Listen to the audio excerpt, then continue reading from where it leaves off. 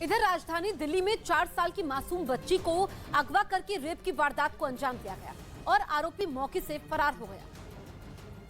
बताया गया कि दिल्ली के भलसवा इलाके में 4 साल की बच्ची अपने घर के बाहर खेल रही थी, तभी उसे एक आदमी उठाकर ले गया, जिसका एक सीसीटीवी वीडियो भी सामने आया है, जिसमें आरोपी बच्ची को अपने साथ ले जाता नजर आया। बच्ची के परिजन पूरी रात उसे ढूंढते रहे, लेकिन बच्ची का कोई सुराग नहीं मिला, जिसके बाद परिजनों ने पुलिस को इसकी जानकारी दी और अगले दिन सुबह बच्ची गंभीर हालत में भलसवा झील के पास मिली, जिसे अस्पताल में भर्ती करवाया गया, जहां उसका इलाज जारी है। तो हम न्याय चाहते हैं, लड़की के साथ न्याय हो और लड़की का इलाज हो। वहीं इस वारदात के बाद से ही लोगों में पुलिस के खिलाफ गुस्सा है।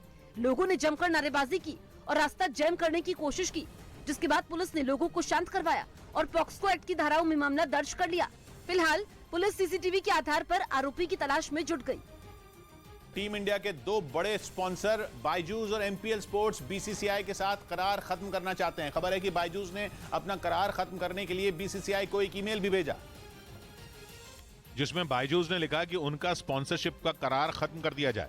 इसी साल जून में बायजूस ने बीसीसीआई के साथ नवंबर 2023 तक का एग्रीमेंट किया था, जिसे वो खत्म करना चाहती है। खबर है कि बायजूस के ईमेल के जवाब में बीसीसीआई ने कहा कि उन्हें कम से कम 31 मार्च 2023 तक एग्रीमेंट की शर्तों के साथ ही काम करना पड़ेगा। इस बीच अमेरिका में जल्द ही ठंड का मौसम खतरनाक रूप ले सकता है। वहां के मौसम विभाग का अनुमान है कि आने वाले हफ्ते में अमेरिका के कई इलाके ताकतवर तूफान की चपेट में आ सकते हैं, जिसके कारण वहां तेज हवाओं के चलने के साथ तापमान में तेजी से गिरावट आने का अनुमान है। वहां के मौसम विभाग के मुताबिक क्रिसमस वाले हफ्ते में अमेरिका में पारा इतना लुढ़क जाएगा कि लाखों लोगों पर इसका असर पड़ने की संभावना है, क्योंकि पूरे अमेरिका में तापमान में गिरावट आने के साथ भारी बर्फबारी हो सकती है। और आशंका है कि अमेरिका के पश्चिमी हिस्से में हालात सबसे ज्यादा बिगड़ सकते हैं, क्योंकि वहां के कुछ इलाकों में अचानक भारी बर्फ गिरने का अनुमान है, और वो भी इतनी कि 1 घंटे में 1 इंच तक बर्फ जम सकती है। अनुमान है कि इस बार अमेरिका में इतनी ठंड पड़ेगी कि बीते 30 साल में ये सबसे ठंडा क्रिसमस होगा, क्योंकि इस बार बर्फबारी से ज्यादा खतरा तेज हवाओं के चलने और तेजी से तापमान लुढ़कने का है। ऐसे में वहां के मौसम विभाग ने कई राज्यों के लिए चेतावनी जारी कर दी और इस तूफान को जानलेवा करार दिया। इधर उत्तर प्रदेश के मेरठ से एक महिला के साथ मारपीट का वीडियो वायरल हो रहा है, जिसमें कुछ लोग महिला के घर में घुसकर बेरहमी से पिटाई करते हैं। दावा है कि पैसों के लेन देन को लेकर कुछ लोग महिला के घर में घुसे और फिर उसके साथ मारपीट करने लगे। इस दौरान गर्भवती महिला को पीटा, साथ ही छोटे छोटे बच्चों के साथ भी बेरहमी की गई। घटना का वीडियो सोशल मीडिया पर जमकर वायरल हो रहा है। इस पर समुचित कार्रवाई के लिए थाना ब्रह्मपुरी को निर्देशित कर दिया गया। असल में आरोप है कि अशोक कबाड़ी नाम का ये आदमी इलाके के मकान कब्जा करने का काम करता है। पहले वो ऊंची ब्याज दर पर लोगों को लोन देता है और जब लोग उसका लोन चुका नहीं पाते तो उनके मकानों पर कब्जा कर लेता है। हालांकि पुलिस ने इस मामले में कार्रवाई करते हुए 8 लोगों के खिलाफ गंभीर धाराओं में केस दर्ज किया है, जिसमें से 4 की गिरफ्तारी हो चुकी है, जबकि मुख्य आरोपी अशोक को जेल भेज दिया गया है। अफगानिस्तान के विश्वविद्यालयों में लड़कियों को पढ़ाई से रोकने वाले फैसले का विरोध तेज हो गया। एक दिन पहले ही तालिबान सरकार ने सभी विश्वविद्यालयों में लड़कियों की पढ़ाई पर बैन लगा दिया था, जिसके खिलाफ अगले दिन भी कई शहरों में जोरदार प्रदर्शन हुए। राजधानी काबुल से सामने आई एक तस्वीर में छात्राओं के साथ कई महिलाएं भी इसके विरोध में मार्च निकालती नजर आईं। इस दौरान प्रदर्शनकारियों ने दूसरे देशों से ये अपील की कि वो तालिबान सरकार पर फैसला वापस लेने के लिए दबाव बनाएं।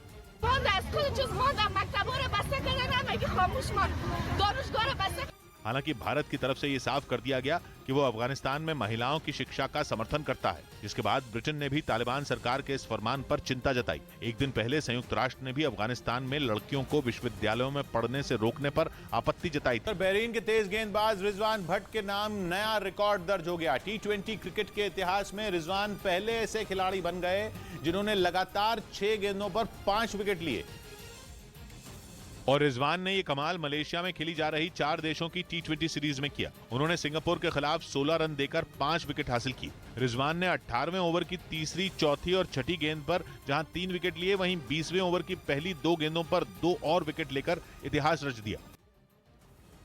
इधर मध्य प्रदेश के नरसिंहपुर से हैरान करने वाला वीडियो सामने आया। वहां चोर एक दुकान में घुसकर चोरी करता दिखाई दिया, जिसका वीडियो वहां लगे सीसीटीवी कैमरे में रिकॉर्ड हो गया।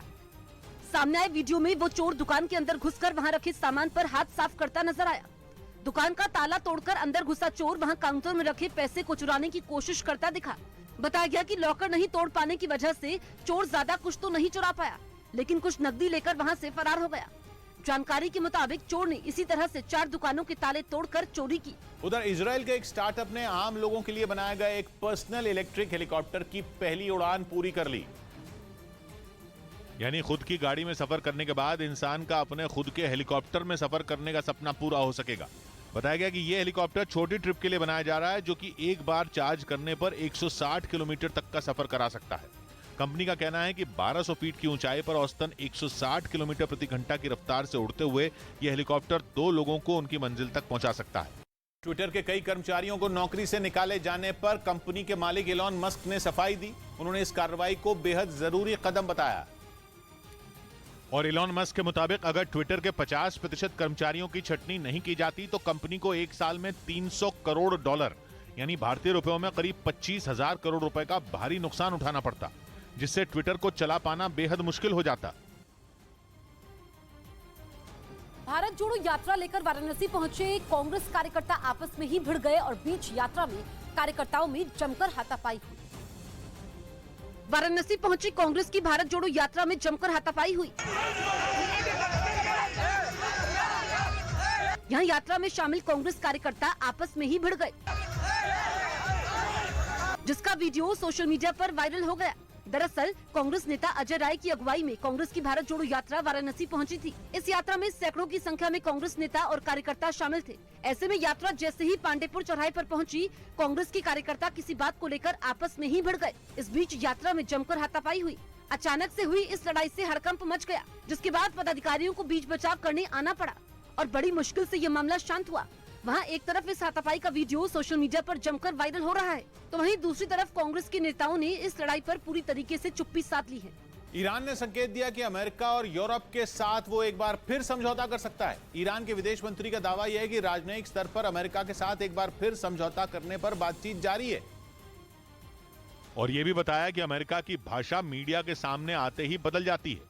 मतलब अगर ईरान का दावा सही है तो मीडिया के सामने ईरान के खिलाफ जहर उगलना अमेरिका की एक चाल है। एक तो वो दुनिया के किसी भी देश को इस डील की भनक लगने नहीं देना चाहता, दूसरा वो नई डील में ईरान पर दबाव बनाने की कोशिश करने में लगा है। हालांकि इस डील का जिक्र छेड़ना ईरान की भी एक चाल हो सकती है, क्योंकि ईरान के विदेश मंत्री ने दावा किया कि अगर ईरान की आपत्तियों का सम्मान किया जाए तो दोबारा समझौता किया जा सकता है। ईरान की तरफ से आए इस बयान के बाद बड़ा बवाल मच सकता है, क्योंकि ये समझौता भले ही ईरान और अमेरिका के बीच खड़ी दीवार गिरा दे, लेकिन अमेरिका के दोस्तों को नाराज कर देगा, खासतौर पर सऊदी अरब और इजराइल को। इसीलिए यह समझौता पूरी दुनिया के लिए एक बड़ी खबर होगी। 2015 में भी अमेरिका ने ऐसा ही समझौता ईरान के साथ किया था, लेकिन अमेरिका के पूर्व राष्ट्रपति डोनाल्ड ट्रंप को ईरान के साथ हुई डील पसंद नहीं आई, इसलिए उन्होंने इस समझौते से निकलने का एक तरफा ऐलान कर दिया था, जिसके बाद अमेरिका और ईरान के बीच फिर से तलवारें खिंच गईं। 2015 में हुई उस डील के मुताबिक ईरान अपने न्यूक्लियर प्रोग्राम को सीमित करने पर राजी हो गया था। ईरान ने वादा किया था कि वो परमाणु बम बनाने की तरफ नहीं बढ़ेगा। बदले में अमेरिका और यूरोपियन यूनियन ने ईरान पर लगे आर्थिक प्रतिबंधों को हटा दिया था।